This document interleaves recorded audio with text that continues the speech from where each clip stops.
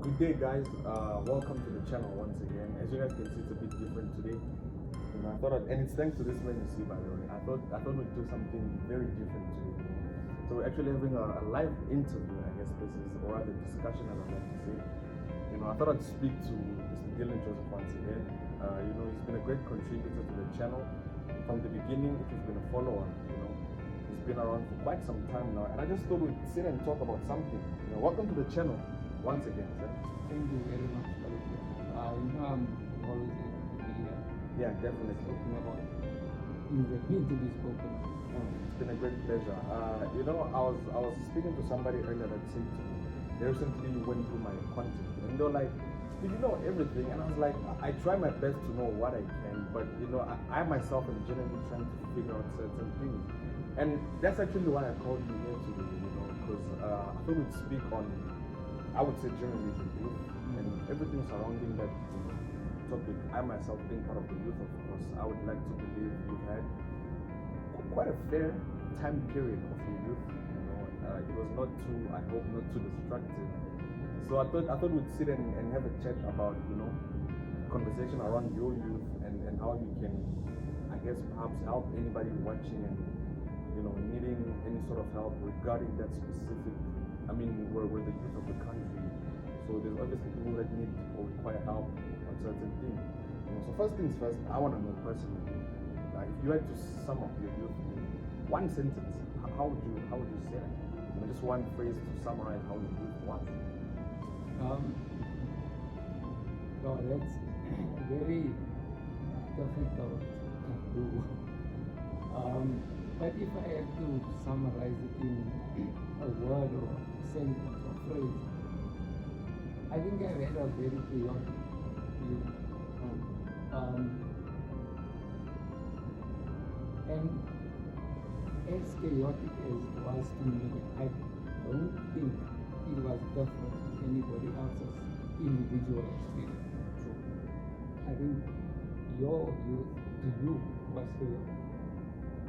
I think mine was fairly chaotic. I'm not gonna step away from the concept of chaotic, but because we obviously get things here and there. As much as we may deny some of it, it's like there is pressure, right? Especially in the generation that we're living in right now.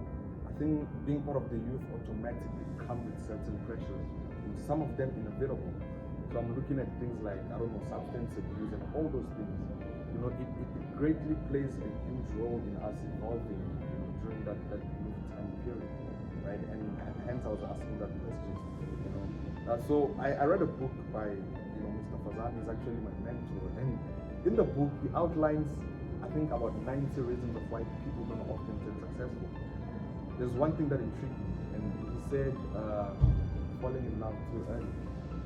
I didn't know what that meant. I was stumbled, I have to say, because I don't know whether I was stumbled by the fact that he said too early or the fact of falling in love itself. So what? Maybe your thoughts around that? Is it wrong? Not is it wrong, but can it be a problem for you to fall in love too early? Okay, I have very different views about love. And falling in love and all of that.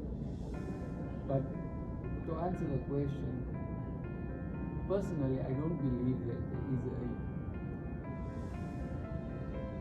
a time where it's too early or too late. Or falling in love is falling in love for me. So I don't think you can say falling in love too early. What I can say, or what I would say, is that young people especially, and I learned this personally from my experience, we take too long to get over the honeymoon phase or the butterfly phase of relationships. Like myself, I'm 53 years old, almost 34, so I'm on the exit of the youth of South Africa, which is South African, right? So I'm on the cusp becoming an era, according to the government.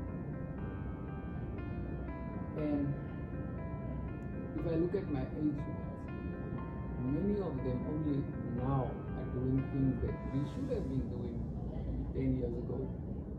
You're buying houses, buying cars, or at least looking at buying a house. So, but I'm sorry to cut you off. So, with that being said, you at least agree with the fact that there are certain things that can be done too early, so to say, like, and perhaps you just don't think love is love. Yeah. We can never find love too early. I think I was looking at it from, the side of some of the elements it comes with. Because at times, I don't know if it's just me, but I think we're sometimes too young to handle the concept of love itself. And when I say that, I genuinely mean the concept of love. Because somebody recently said in a post I saw that, theory-wise, love is very easy and simple. Practice of it, so it makes it harder. So don't you think it comes from that thing of saying, well, sure, you're falling in love as much as you're young, but like, what comes along with it, whether it's the challenges, the trials, the dynamics, the general dynamics of how things are supposed to work also the next day. Doesn't that sometimes find us too early in life? Okay, you could say it finds you too early in life. You could say you find it too early in life. Sure. But I think I listen to Andrew Tate way too much. Okay.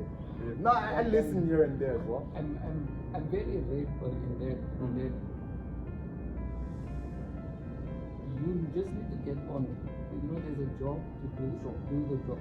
So in my context, I'm a man, I need to be a man. Regardless of what happens, regardless of when I fall in love, because the way I look at love is like this. So we have a saying, everyone knows the saying, God is love. Sure. Right? That's one saying, God is love. Another saying is, or another part of the Bible, very early in Genesis, it says, now let us create man in our own image.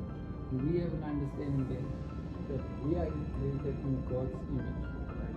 If we are created in God's image, that means we are supposed to look like love. Right? If we look like God, then we're supposed to look like love. So love is supposed to emanate from everything that we do. So I don't believe that love can be difficult. I actually believe that if love is difficult, then it's wrong. Then it's not love. If love is difficult, then it's not wrong. love. It's not love. If love is taken away from your mental health, from your finances, if it's doing anything that is not adding to Jesus, or I think God said, go forth and multiply.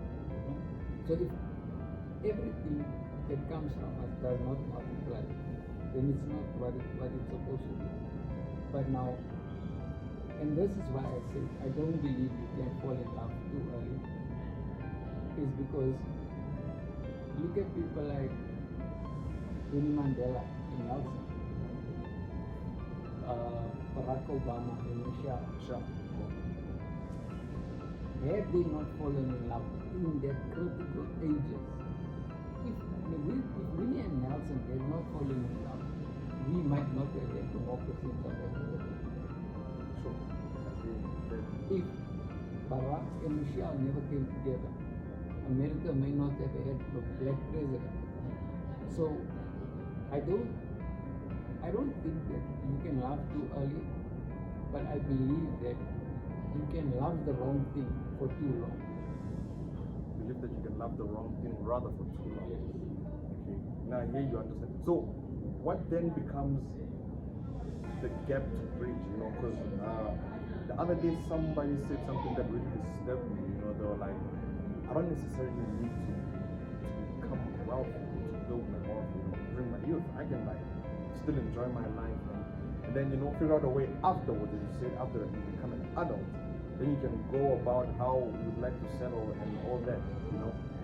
How necessary is it for you to make sure that, as opposed to just living your youth and enjoying it, but at the same time building wealth? Because I feel like that's mostly why some of our life adventures tend to fail. Because our youth, which is a very significant time of your life, and technically speaking, quite long. So if you spend that specific time period doing absolutely nothing of importance, nothing sustainable, How do you get on the other side and expect to have the impact you would have had if you did something during that youth time period? So how I like to look at it is like, you know, today we very advanced, we got 4K cameras, we got touch screen TVs and stuff, but you know, back in the day, the very reason why they are called movies is because it was pictures that are moving. Sure. Right?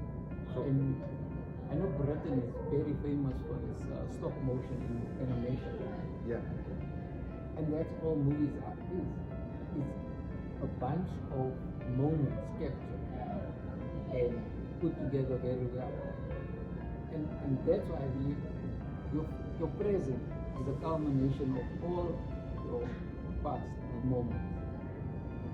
And if you want to have a good future, then you must make sure that every present adds value. Sure. There's a I'm sorry to cut you off. Let's just perhaps extend to that part of because I had a similar conversation with one of the people in the executive team. I said to them, I think we're discussing around wealth or something, and I was like, the difference between being rich and being wealth is the fact that with wealth over time you're adding value in a very sustainable way, and so I think his question was how to use the resources you've got now in order to add value into them. I think I mentioned burn rate even in one of my previous videos where I was like, you've got to reduce the rate at which you spend. That's actually one of the tricks of wealthy people. You reduce the rate at which you spend, in terms of like, you don't need to buy branded clothes for somebody else on Instagram to say, expensive clothes every month, exactly. So that adding value thing, I just wanted to expand more on. Yeah, so a big, like, I always speak about Africa, right? A big problem we have in Africa, I believe. So, the biggest problem we have in Africa is that, it's not the biggest problem, but it's a very big problem in Africa, is that we would prefer looking at the past, which we don't come from. I don't come from Africa. I was born in 1990, apartheid was done. Sure. Wasn't legally done. So I don't know about it. But we would like to look back to a past we don't know. When we are facing a future which is built on the culmination of today, and we've done nothing today, and that's why you see people will spend 20 to 35 not thinking about it. Then when they hit 35, then they're like, oh my goodness, I need to have a retirement and annuities and stuff. It's too late by then. Yeah, it is. It's possible, it's very possible to build up for your retirement. Sure. But when you started at 20, the snowball would be rolling faster. That's right. And I think that is a problem we have is we know things like this current generation, they know everything, but at the same time they know nothing. Why I say that is that you can ask them things like definitions and things, but the application of it, they can't explain them. Yeah. Right? They can tell you Darwin is out there. Yeah. They can tell you all of these things. So they can check the box. But there seems to be, like we're talking about the bridge, there seems to be, maybe that bridge is burned down, I don't know. And I mean, you listen to Drake, you know what Drake said. You can't burn a bridge just to light your way. And I think that may be a problem with that. Because you remember when we were coming out of apartheid, there was a trend of burning down schools and public institutions. I mean, Casper of Westfield did it.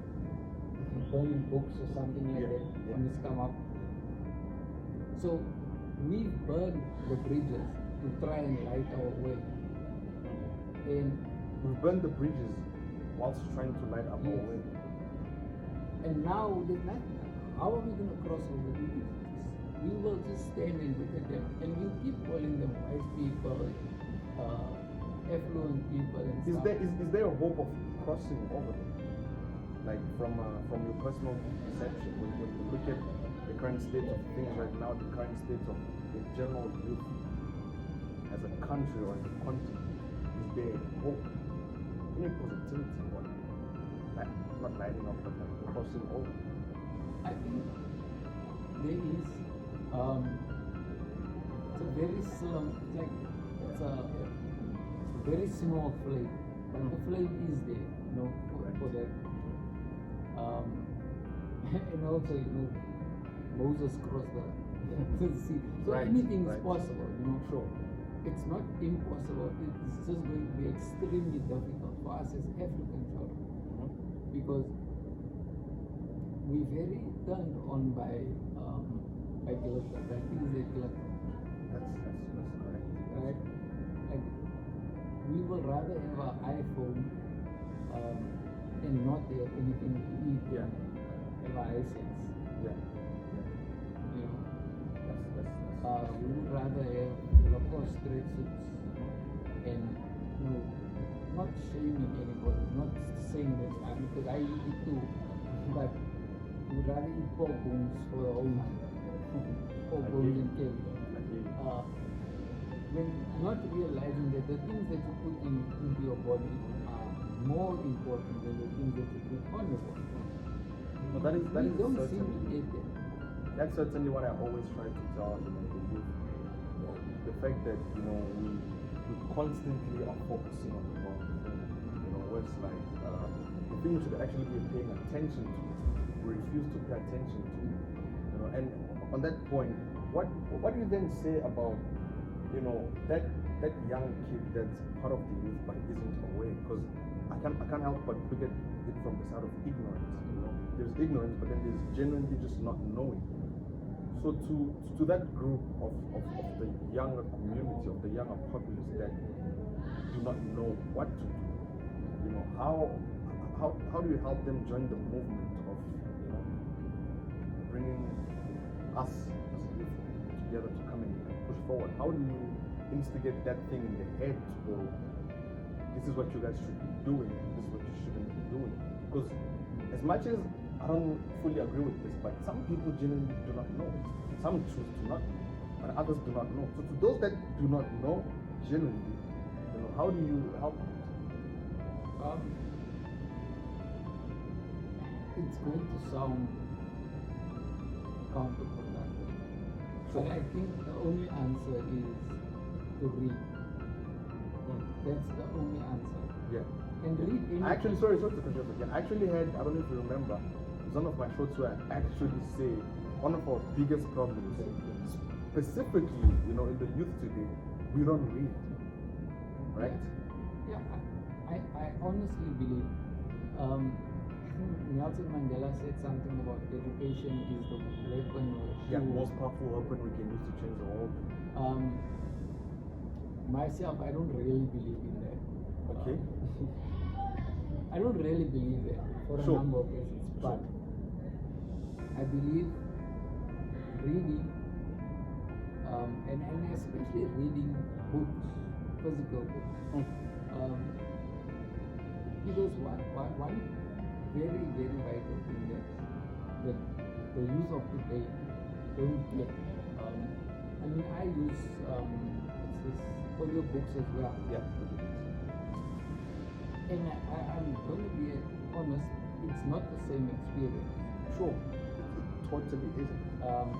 But what reading does is that it helps your mind connect the dots. And so the more you read, the less you have to wait for somebody to tell you your state of things. Nobody needs to dictate you if you've read something. You might not have read, I don't know, Things Fall Apart by Chinua Achebe. Yeah. You might not have read it. But if you had read To Kill a Mockingbird by Harper Lee, you've read that book. The themes are very similar. There's racial issues. There's a whole bunch of themes that are very similar. Yeah. So you'll be able to relate and connect the dots, and that's what's important for us. You need to know how to connect the dots, and that's what we can't. We can't connect the dots because we're busy looking at the stars. And as much as somebody says that line, shoot, I think it's Kanye West, shoot for the stars, so if you fall, you land on a cloud. Yeah. Which I like. I love the line, but it's impractical. In what way? The work is on the ground. It's not on the sky. The work is here. You love here. And this is maybe the current state of society in Africa is maybe a result of our parents or our grandparents telling our parents, no, my child, you can do whatever you want. You can go and do whatever you want, be whatever you want. The world is yours. Everyone was telling them, the world is yours. But nobody sat down and explained to them, this is what the world looks like. The world does not care about your feelings. That's so true. Everybody has 24 hours and nobody cares what. Just that I was explaining to somebody that a huge part of the reason I have such a red response or perspective is because when I was laying in hospital, getting ready for brain surgery, Chelsea wanted the money for the cell phone contract. I was laying in hospital paying cell phone. Nobody cared that my brain was going to be cut. No operator. So they wanted the money. I had to oblige to my side. So like that is the length of do not care. You need to accept that the world is there. Like they don't care. Nobody cares that. And I understand that it takes a big amount of empathy and sensitivity because our people as Africans have gone through a hell of a lot of things. I mean, you drive up to robots, you see a woman with arms chopped off and stuff. That's because she comes from somewhere where they chop the arm off, alright? And so you have to have a level of empathy. Like you can't be an idiot and be like, just get over it. No. But at the same time, you can't wallow in something. You know, there's one of my favorite parts in the Bible, the Battle of Gilgal. Everybody had basically turned against David. And they were talking about killing him. And he heard that they were talking about killing him. And the scripture says something like, and David strengthened himself in the Lord. He asked the priest to bring the ephod into the garment of praise. God said, you will enter my gates with praise. So he understood how to approach the whole situation. That's another thing. We are so quick to say no to things and then like how do you get African people? We are the ones saying that African spirituality is wrong. How? These are the things that brought you to the place where you are and you are saying this is wrong. I'm not saying that Christianity is wrong. Sure. But you know, and this is what, you know, reading has allowed me. Because I've read the Bible, I read the Quran. Unfortunately, I haven't completed it because it is a long book. You know, both are long books. But having actually physically read the books, you are able to connect the dots.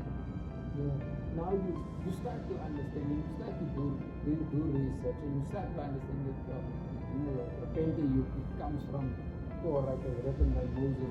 So now you get to understand that these people, Hebrews, Jews, Christians, and Muslims, they are actually very, very interconnected.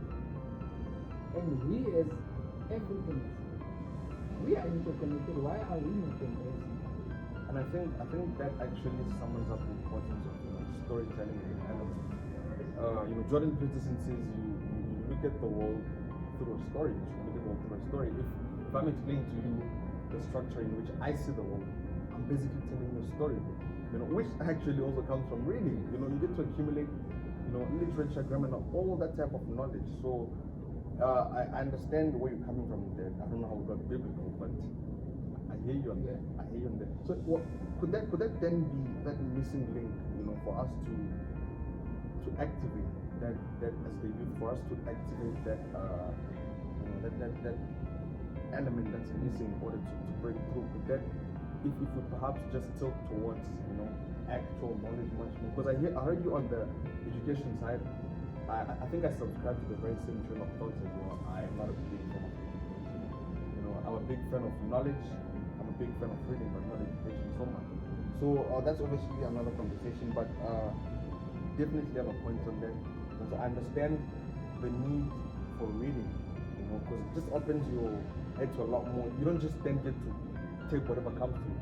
It's like if I'm trying to tell you something, you're gonna have a standpoint. You don't just take it as it comes, because you know this, you've read about it somewhere. So I genuinely understand that, and perhaps to wrap it off, I cannot end without doing this. I'm just gonna ask you very few questions about 3 or 4, and I need one-word answers from you. Right. So firstly, I think it's just about like 2 or 3 of them. So firstly, what is the worst piece of advice somebody has ever given you? Don't change. Don't change. I'm curious. Why not? I mean, isn't change supposed to be, well, first of all, available, but also like for the greater good, I guess. So why not change? People have a tendency to. So this is the worst piece of advice. And that's why I'm saying that somebody's, a lot of times people are like, don't change, stay like that person. Right. My belief system has changed over the years. My understanding has changed over the years. If I believed and I understood at 33 as I did at 23, I would be right. Sure. Because my thinking was scattered. Is it okay to be as a 23-year-old? It's okay to be finding your feet, but at some point you need to find your feet. You need to grow up. All of us, when we learn to walk, fall, bump into things, and at some point you get up and you can do that thing without falling. Sure. What is the best piece of advice somebody has ever given you? Yes.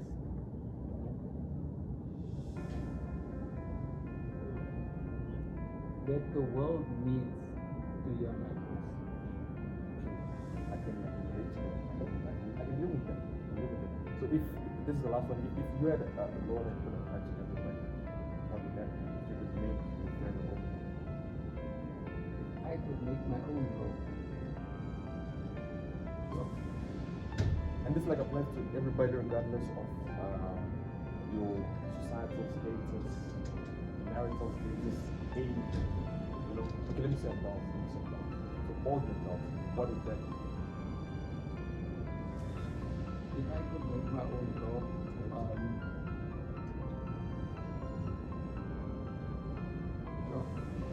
I think I would make. Oh my goodness. This is a difficult because I've never thought of something like this. I always say if I become, this is what I would make trade unions illegal. You make trade unions illegal? Yes. So that I will actually go ahead and give it to everybody that's going to watch this to comment much further on that. You guys said, you make trade unions illegal. My brother, thank you so much for allowing me this time. It's been a huge pleasure. Always a pleasure. And it's full circle moment for the fact that it actually gets to you for the very first time to see with somebody. Not on a live chat as it was supposed to be, but as you suggested, we do it live. So thank you so much for coming, man. It's been fun. Thank you.